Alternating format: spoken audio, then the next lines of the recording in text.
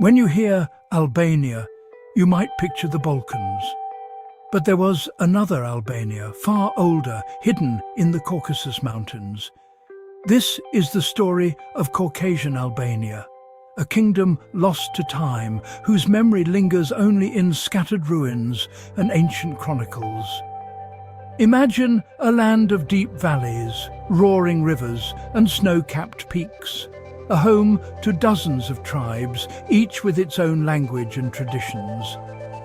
For over 1,000 years, its people survived as warriors, farmers and artisans, caught between the world's first superpowers. Their story is one of resilience, faith and a culture that refused to vanish, leaving clues across modern Azerbaijan. The Romans called it Albania, but to its people it was simply home, a bridge between East and West, shaped by the empires around it.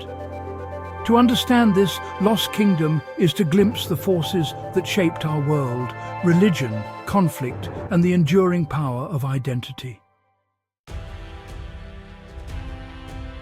To find Caucasian Albania, look between the Caspian Sea and the Caucasus Range, mostly in today's Azerbaijan.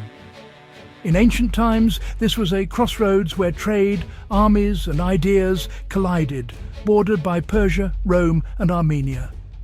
Its geography was both shield and challenge. Fertile plains fed cities, while mountains protected tribes and fostered fierce independence. Albania was a confederation of up to 26 tribes, each with its own language, united by necessity against powerful neighbours. Kings navigated shifting alliances, sometimes paying tribute to Persia, sometimes siding with Rome. This constant pressure forced unity and shaped a vibrant, dynamic civilization. Persian, Roman and local influences mingled, while the Silk Road brought new goods and ideas. Here, different worlds met, creating something entirely new. Caucasian Albania emerged as a unified state around the 4th century BC, its first capital at Kavala. Early kings consolidated rule over independent mountain clans, laying the foundations of a distinct Albanian identity. The Arsacid dynasty, related to Persia's Parthians, brought stability and prestige, allowing the kingdom to expand. Albania became a battleground in the rivalry between Rome and Persia, forcing its kings into dangerous games of allegiance. In 65 BC, Pompey's Roman legions invaded, but Albania retained autonomy as a client state. These struggles forged a collective identity, uniting tribes into a resilient nation. Albanian warriors mastered guerrilla tactics, using the mountains to their advantage. This era of resistance transformed Albania into a unified kingdom, ready for profound cultural change. The 4th century AD brought a turning point.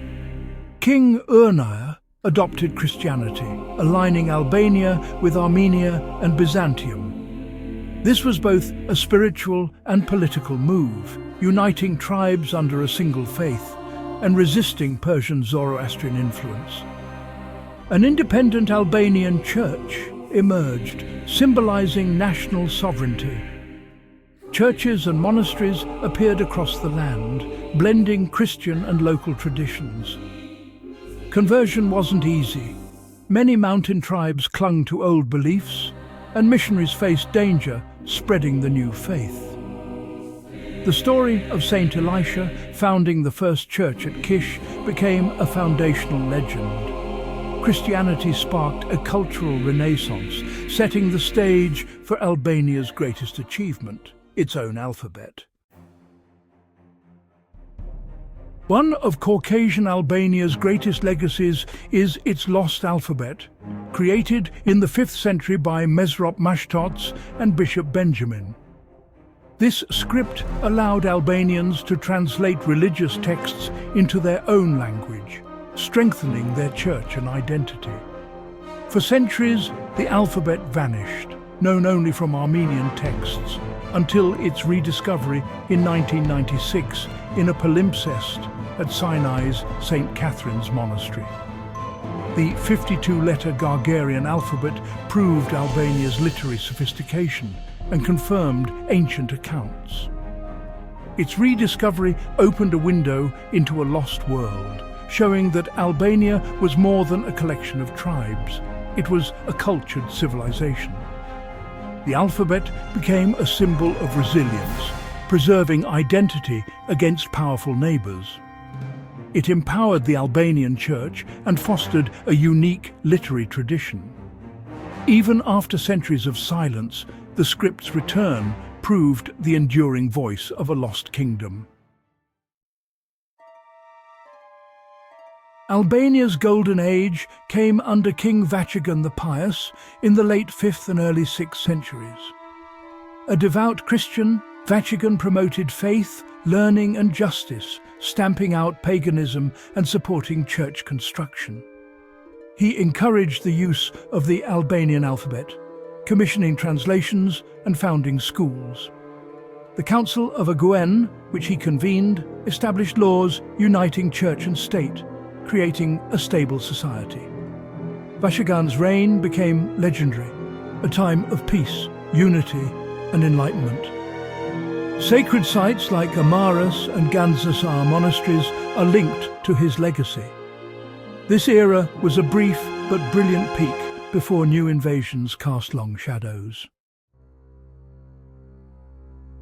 The Golden Age ended with the Arab Caliphate's arrival in the 7th century. Albania, weakened by war and division, was conquered and absorbed into the Caliphate. The Albanian church survived briefly, but Islamization and new rulers eroded the old kingdom's foundations. Nobles converted to Islam, and the Albanian language faded, replaced by others. The kingdom fractured into smaller principalities, its name disappearing from maps. Only in the Western Mountains did Christian identity persist, especially in Artsakh. By the Middle Ages, Caucasian Albania had vanished as a political and cultural entity. Its memory survived only in ruins and ancient texts, forgotten by the wider world. Though the kingdom vanished, its legacy endures in the South Caucasus. Magnificent stone churches and monasteries like Kish, Gandzasar and Dadivank stand as testaments to Albanian creativity and faith. The Udi people of Azerbaijan, speaking a language descended from ancient Albanian, are living links to this lost world. Studying Udi has helped scholars unlock the secrets of the Albanian alphabet and language. Albania's history enriches Azerbaijan's heritage, highlighting the region's diversity. Rediscovering Albania's past is a source of national pride and a reminder of ancient roots. Its culture was absorbed and transformed, influencing later art and political traditions. Uncovering this legacy reveals the deep impact of a kingdom that refused to be forgotten.